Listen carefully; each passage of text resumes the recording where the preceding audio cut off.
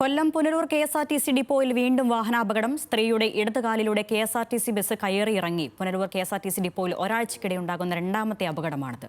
ഷമീർ അബ്ദുൾ കൊല്ലത്ത് നിന്നും. ഷമീർ, എങ്ങനെയാണ് ഈ അപകടം ഉണ്ടായത്? പരിക്കേറ്റ സ്ത്രീയുടെ നില ഇപ്പോൾ എങ്ങനെയുണ്ട്? ഒരാഴ്ചക്കിടെ ഉണ്ടാകുന്ന രണ്ടാമത്തെ അപകടം എന്ന് പറയുമ്പോൾ അതീവ അശ്രദ്ധയാണ്. തീർച്ചയായിട്ടും അരുണ്യ, ഡിപ്പോയ്ക്ക് മുന്നിലൂടെ നടന്നു പോരുന്ന സ്ത്രീയുടെ ഇടത് കാലിലൂടെയാണ് KSRTC വാഹനം കയറി ഇറങ്ങിയത്. കഴിഞ്ഞയാഴ്ച സമാന രീതിയിൽ അപകടം പറ്റി തിരുവനന്തപുരം മെഡിക്കൽ കോളേജ് ആശുപത്രിയിൽ ചികിത്സയിൽ ഇരുന്നയാൾ മുരുകേശൻ എന്ന് പറയുന്ന ഒരാളാണ്. പുനലൂർ സ്വദേശി. അയാൾ കഴിഞ്ഞ ദിവസം മരണപ്പെട്ടിരുന്നു. ഇതിന് തൊട്ടു പിന്നാലെയാണ് ഇത്തരത്തിൽ ഈ ഒരു അപകടം ഉണ്ടായത്.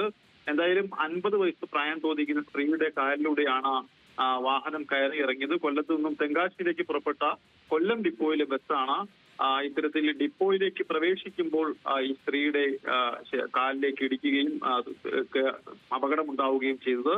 എന്തായാലും സ്ഥലത്തുണ്ടായിരുന്നവരും പോലീസും ചേർന്ന് ഇവരെ ഉടൻ തന്നെ പുനലൂർ താലൂക്ക് ആശുപത്രിയിൽ പ്രവേശിപ്പിച്ചു.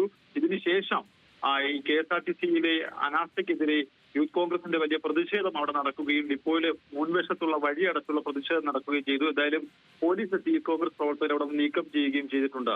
അരുണ്യ. ശരി, കൊല്ലം പുനലൂർ KSRTC ഡിപ്പോയിലാണ് ഒരാഴ്ചക്കിടെ രണ്ടാമത്തെ വാഹനാപകടം ഉണ്ടായിരിക്കുന്നത്. KSRTC ബസ് ഒരു സ്ത്രീയുടെ കാലിലൂടെ കയറിയിറങ്ങിയെന്നാണ് വാർത്ത. അവരെ ആശുപത്രിയിൽ പരിക്കിലൂടെ പ്രവേശിപ്പിച്ചിട്ടുമുണ്ട്. ഷമീർ അബ്ദുള്ളാണ് വാർത്തയുമായി ബന്ധപ്പെട്ട വിവരങ്ങൾ കൊല്ലത്ത് നിന്നും നൽകിയത്.